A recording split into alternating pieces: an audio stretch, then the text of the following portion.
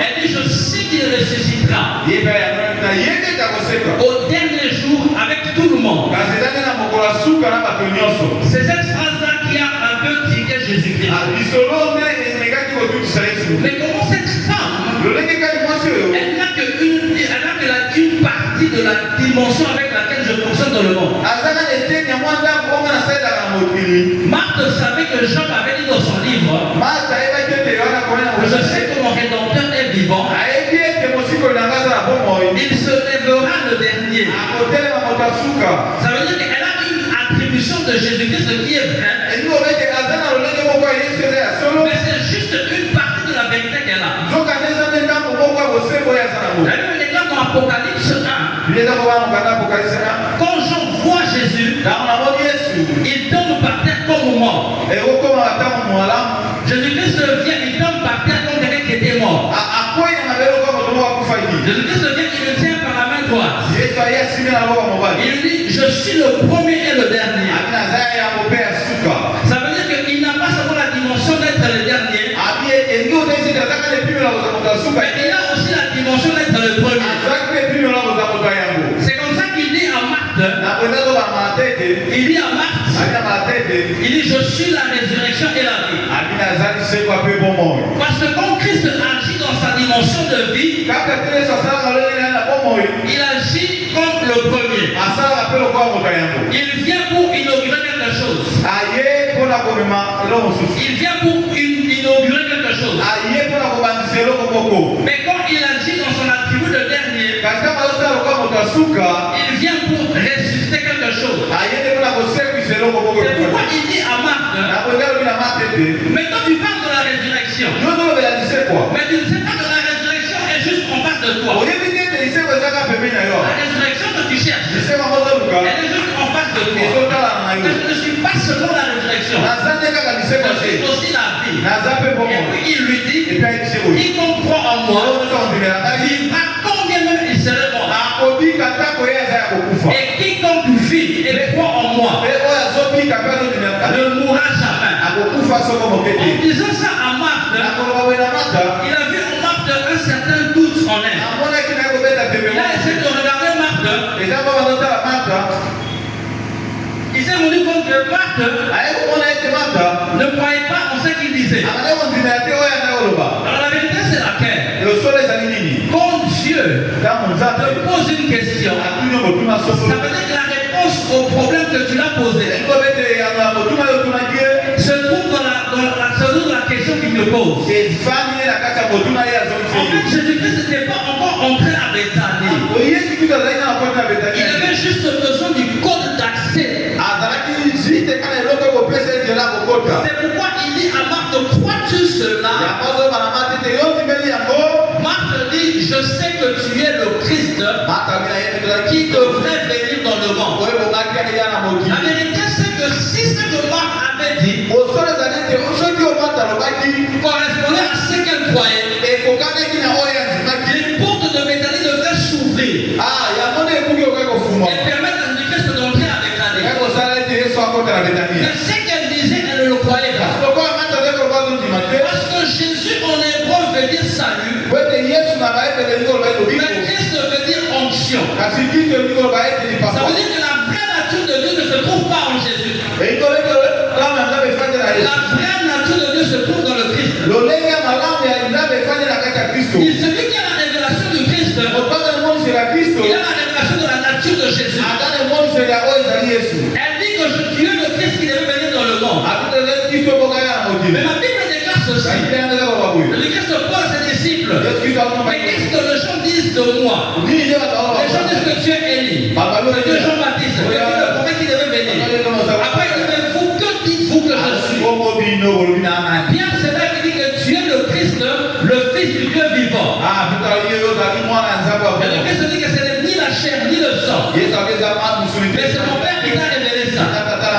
Ça veut dire qu'avant la dimension de la divinité de Dieu, c'est vraiment la dimension de la divinité de Christ. Mais Marthe, en parlant de Christ, elle n'avait aucune révélation de qui il était vraiment. C'est pourquoi les portes de Bethanie se sont refermées sur lui. Et la preuve en est, c'est que quelqu'un qui est parti chercher Jésus, elle rentre chez elle à la maison de David. Ça veut dire qu'il y a des gens ici. Il y a des gens dans l'église. Il y a des gens dans les familles qui, à cause de leur attitude, peuvent interrompre le mouvement de Dieu dans la famille. Ça veut dire que Dieu fait déjà le mouvement. Mais son attitude empêche Dieu de continuer le mouvement jusqu'à la fin. Parce que la vérité, c'est laquelle? Jésus-Christ dit, crois-tu cela? Tu me dis que si je n'eusse été ici, mais moi je te dis que crois-tu cela? Parce que celui qui s'approche de Dieu doit croire. Celui qui s'approche de Dieu doit croire. Celui qui s'approche dans sa présence. Il est dans la présence de Dieu. Mais il doit aller plus loin pour atteindre la foi. C'est à maintenant le point culminant qu'il va récupérer ce qu'on appelle la rémunération de Dieu. Mais qu'est-ce qui nous prouve que Marthe ne croyait pas en ce qu'elle disait? Ce qui nous prouve que Marthe ne croyait pas en ce qu'elle disait, c'est que quand Jésus-Christ arrive devant le tombeau de Lazare, il dit enlevez la pierre. Déroulez la pierre. Quand Jésus dit déroulez la pierre, elle dit il sent déjà. Comment une personne qui croit en Jésus-Christ peut encore dire qu'il sent déjà? Ça veut dire que dans le monde des esprits, ce qui est primordial, c'est l'action que tu poses. Ce que tu dis viendra après. C'est pourquoi la Bible nous dit dans Matthieu, le père avait deux fils. Il envoie le premier. Le premier dit non. Mais quand il s'en va, il fait quand même la chose. Après, il appelle le second. Le second dit oui, mais le second ne fait pas la chose. Ça veut dire en réalité que beaucoup de chrétiens, ils vivent beaucoup de retard dans l'accomplissement de leur promesse. Parce que tout ce qu'ils disent est le plus souvent annulé par ceux qu'ils font. Pourquoi les actions doivent précéder les paroles?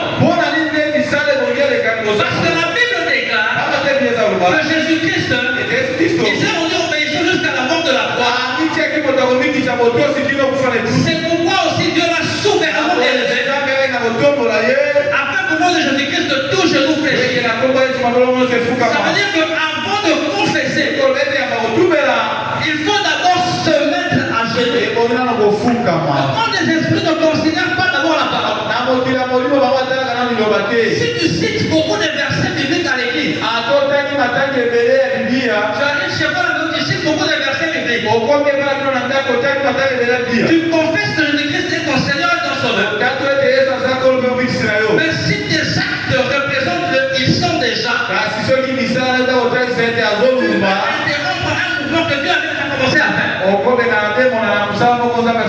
La force du monde des ténèbres, c'est de vous empêcher de connaître ces choses. Il faut que tout ce que tu confesses corresponde avec tout ce que tu fais. Elle dit que tu es le Christ, mais elle annule tu es le Christ car ils sont déjà. Or Jésus-Christ dit, crois-tu cela? Parce que j'ai besoin que tu me donnes le corps. Il dit donc, j'ai besoin que tu me donnes le code d'accès. Ça veut dire que ce n'est pas Jésus qui donne le code. C'est nous-mêmes qui nous donnons la clé à Jésus-Christ pour qu'il puisse accéder. C'est pourquoi elle me dit que je me tiens devant la porte, je frappe. Je me tiens devant la porte, je frappe. Mais l'action d'ouvrir dans la main n'arrive pas à la hauteur du message que je suis en train de donner. Pour la gloire de Dieu.